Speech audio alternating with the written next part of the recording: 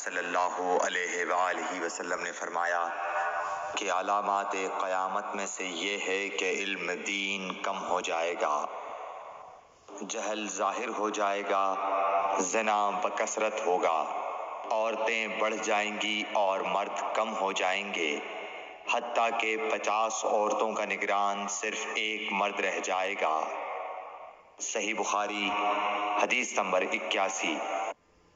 صلی اللہ علیہ وسلم نے فرمایا کہ میں سو رہا تھا، اسی حالت میں مجھے دودھ کا پیالہ دیا گیا، میں نے خوب اچھی طرح پی لیا، حتیٰ کہ میں نے دیکھا کہ تازگی میرے ناخنوں سے نکل رہی ہے۔ پھر میں نے اپنا بچا ہوا دودھ عمر بن الخطاب کو دے دیا۔ صحابہ رضی اللہ عنہم نے پوچھا، آپ نے اس کی کیا تعبیر لی؟ آپ صلی اللہ علیہ وسلم نے فرمایا، علم۔ صحیح بخاری حدیث نمبر 82۔ وداع میں رسول اللہ صلی اللہ علیہ وسلم لوگوں کے مسائل دریافت کرنے کی وجہ سے منا میں ٹھہر گئے تو ایک شخص آیا اور اس نے کہا کہ میں نے بے خبری میں ذبح کرنے سے پہلے سر منڈا لیا۔ آپ صلی اللہ علیہ وسلم نے فرمایا، اب ذبح کر لے اور کچھ حرج نہیں۔ پھر دوسرا آدمی آیا، اس نے کہا کہ میں نے بے خبری میں رمی کرنے سے پہلے قربانی کر لی۔ آپ صلی اللہ علیہ وآلہ وسلم نے فرمایا، اب رمی کر لے اور پہلے کر دینے سے کچھ حرج نہیں۔ ابن عمرو کہتے ہیں، اس دن آپ صلی اللہ علیہ وسلم سے جس چیز کا بھی سوال ہوا جو کسی نے آگے اور پیچھے کر لی تھی تو آپ صلی اللہ علیہ وسلم نے یہی فرمایا کہ اب کر لے اور کچھ حرج نہیں۔ صحیح بخاری حدیث نمبر 83۔ اللہ علیہ وسلم نے فرمایا کہ ایک وقت ایسا آئے گا کہ جب علم اٹھا لیا جائے گا، جہالت اور فتنے پھیل جائیں گے اور حرج بڑھ جائے گا۔ آپ سے پوچھا گیا کہ یا رسول اللہ، حرج سے کیا مراد ہے؟ آپ صلی اللہ علیہ وسلم نے اپنے ہاتھ کو حرکت دے کر فرمایا، اس طرح گویا آپ صلی اللہ علیہ وسلم نے اس سے قتل مراد لیا۔ صحیح بخاری حدیث نمبر 85۔ بن اسماعیل نے بیان کیا، ان سے وہیب نے، ان سے حشام نے فاطمہ کے واسطے سے نقل کیا، وہ اسما سے روایت کرتی ہیں کہ میں عائشہ رضی اللہ تعالی عنہا کے پاس آئی، وہ نماز پڑھ رہی تھیں۔ میں نے کہا، لوگوں کا کیا حال ہے؟ تو انہوں نے آسمان کی طرف اشارہ کیا، یعنی سورج کو گرہن لگا ہے۔ اتنے میں لوگ نماز کے لیے کھڑے ہو گئے۔ حضرت عائشہ رضی اللہ تعالی عنہا نے کہا، اللہ پاک ہے۔ میں نے کہا، کیا یہ گرہن کوئی خاص نشانی ہے؟ انہوں نے سر سے اشارہ کیا، یعنی ہاں۔ پھر میں بھی نماز کے لیے کھڑی ہو گئی، حتیٰ کہ مجھے غش آنے لگا تو میں اپنے سر پر پانی ڈالنے لگی۔ پھر نماز کے بعد رسول اللہ صلی اللہ علیہ وسلم نے اللہ تعالیٰ کی تعریف کی اور اس کی صفت بیان فرمائی۔ پھر فرمایا، جو چیز مجھے پہلے دکھلائی نہیں گئی تھی، آج وہ سب اس جگہ میں نے دیکھ لی، یہاں تک کہ جنت اور دوزخ کو بھی دیکھ لیا، اور مجھ پر یہ وحی کی گئی کہ تم اپنی قبروں میں آزمائے جاؤ گے۔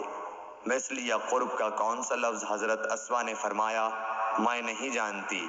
فاطمہ کہتی ہیں، یعنی فتنہ دجال کی طرح آزمائے جاؤ گے۔ کہا جائے گا قبر کے اندر کہ تم اس آدمی کے بارے میں کیا جانتے ہو؟ تو جو صاحب ایمان یا صاحب یقین ہوگا، کون سا لفظ فرمایا؟ حضرت اسما نے، مجھے یاد نہیں۔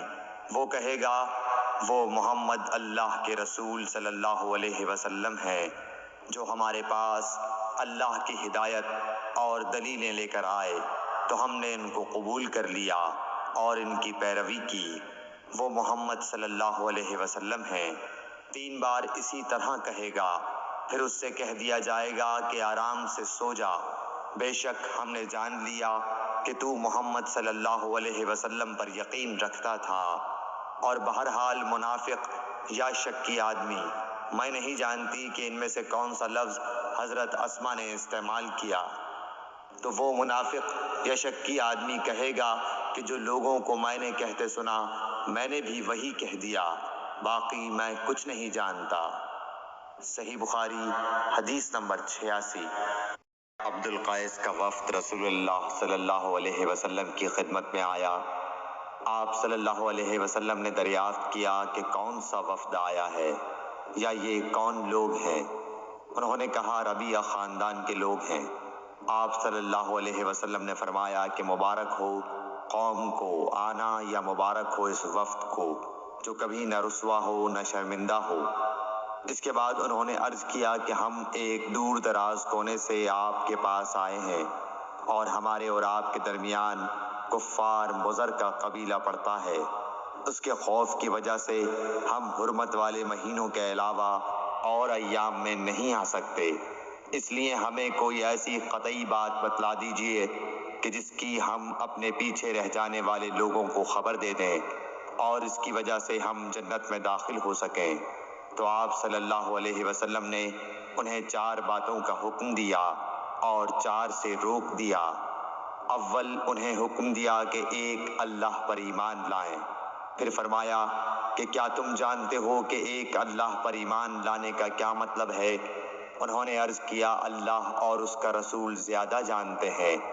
آپ صلی اللہ علیہ وسلم نے فرمایا ایک اللہ پر ایمان لانے کا مطلب یہ ہے کہ اس بات کا اقرار کرنا کہ اللہ کے سوا کوئی معبود نہیں، اور یہ کہ محمد صلی اللہ علیہ وسلم اللہ کے سچے رسول ہیں، اور نماز قائم کرنا، زکوٰۃ ادا کرنا اور ماہ رمضان کے روزے رکھنا، اور یہ کہ تم مال غنیمت سے 5واں حصہ ادا کرو، اور 4 چیزوں سے منع فرمایا، دبا، حنتم، مزفت کے استعمال سے۔ اور چوتھی چیز کے بارے میں شعبہ کہتے ہیں کہ ابو حمزہ بسا اوقات نقیر کہتے تھے اور بسا اوقات مقیر۔ اس کے بعد رسول اللہ صلی اللہ علیہ وسلم نے فرمایا کہ ان باتوں کو یاد رکھو اور اپنے پیچھے رہ جانے والوں کو بھی ان کی خبر کر دو۔ صحیح بخاری حدیث نمبر 87۔ ابو احاب بن عزیز کی لڑکی سے نکاح کیا تو ان کے پاس ایک عورت آئی اور کہنے لگی کہ میں نے عقبہ کو اور جس سے اس کا نکاح ہوا ہے اس کو دودھ پلایا ہے۔ یہ سن کر عقبہ نے کہا مجھے نہیں معلوم کہ تو نے مجھے دودھ پلایا ہے، نہ تو نے کبھی مجھے بتایا ہے۔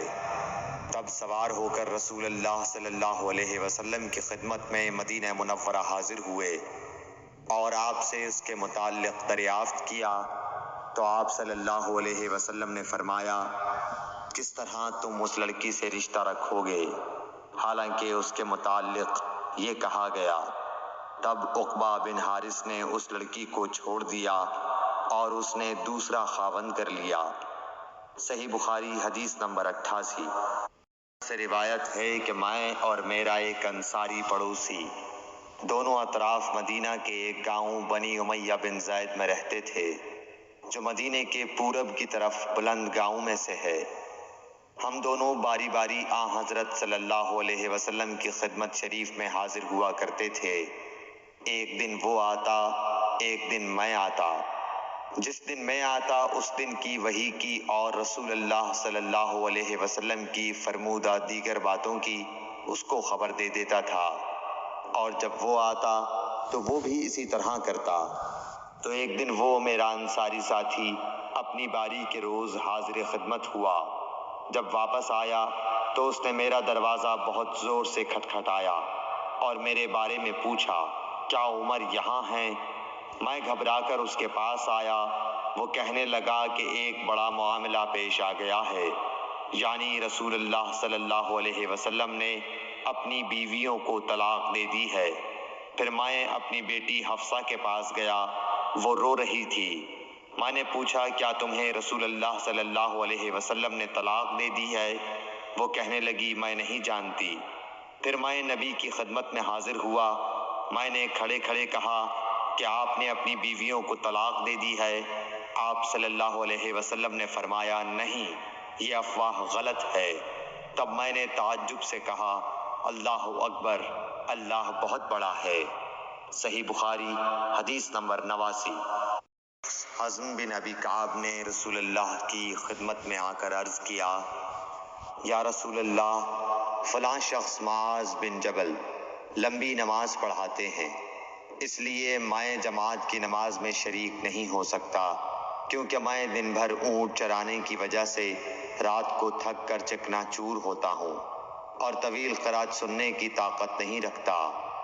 ابو مسعود راوی کہتے ہیں کہ اس دن سے زیادہ میں نے کبھی رسول اللہ صلی اللہ علیہ وسلم کو وعظ کے دوران اتنا غضبناک نہیں دیکھا۔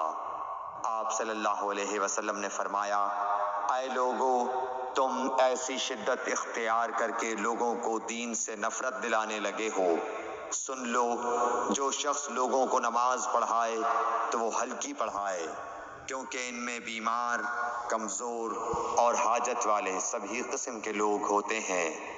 صحیح بخاری حدیث نمبر 90۔